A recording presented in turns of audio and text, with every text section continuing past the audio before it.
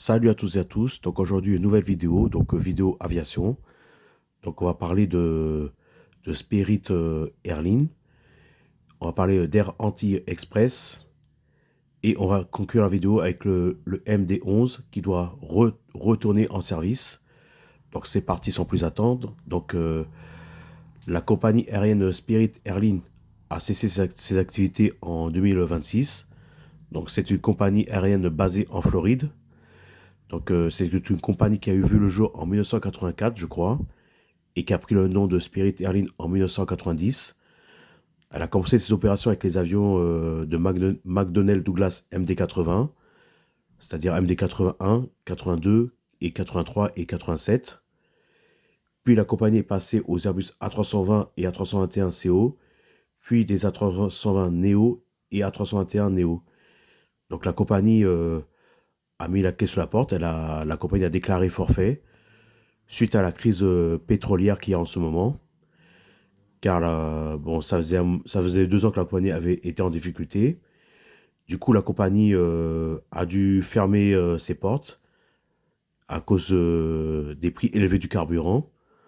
Ensuite, aux Antilles françaises, on a Air Antilles Express qui a cessé ses activités. Donc pareil, c'était une compagnie qui avait des problèmes, qui avait des difficultés.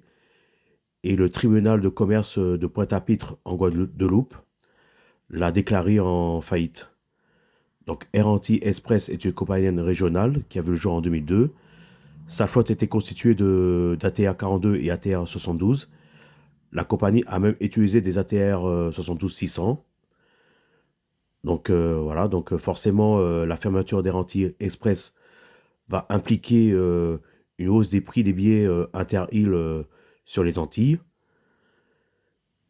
Et ce qui fait que seuls Air Caraïbes et Air France opèrent des liaisons inter-îles sur les Antilles, vu que Air Antilles n'est plus autorisé à transporter des passagers.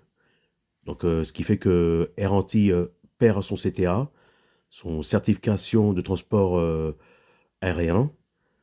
Donc la compagnie ne peut plus transporter de passagers et elle est déclarée en faillite. Une compagnie aérienne de plus qui fait faillite. Et pour finir, on va parler du McDonnell Douglas MD-11 qui est une évolution du DC-10. Suite à l'accident du MD-11 en novembre 2025 d'UPS, le MD-11 s'est retrouvé interdit de vol, car ce qui s'est passé, c'est que lors du crash de l'avion d'UPS, un des moteurs s'est détaché. Du coup, une enquête a été diligentée par rapport à ça. Et les MD-11 se sont retrouvés cloués au sol le temps que l'enquête se fasse. Par ailleurs, les DC-10 ont eux aussi été cloués au sol, vu que le MD-11 est une version améliorée du DC-10. Donc en fait, il fallait trouver une solution pour corriger le moteur, l'espèce d'essieu qui tient le moteur. Ce qui fait que une solution semble avoir trouvé. Le MD-11 doit reprendre du service en mai 2026, si je ne me trompe pas. D'ailleurs, FedEx souhaite les remettre en service de manière graduelle, alors que UPS a décidé de les retirer du service de manière définitivement. Une troisième compagnie aérienne nommée Global Eastern utilisait également le MD-11. Et je ne sais pas ce que Global Eastern compte faire de ces MD-11. Et pour l'anecdote, Global Eastern a déjà utilisé le MD-11 sur l'île de la Réunion il y a quelques années de ça. Voilà, c'était quelques actualités sur l'aviation. Donc n'hésitez pas à me dire ce que vous en pensez dans la joie, la bonne humeur et la bienveillance. Sur ce, je vous dis à une prochaine vidéo et que Dieu vous bénisse.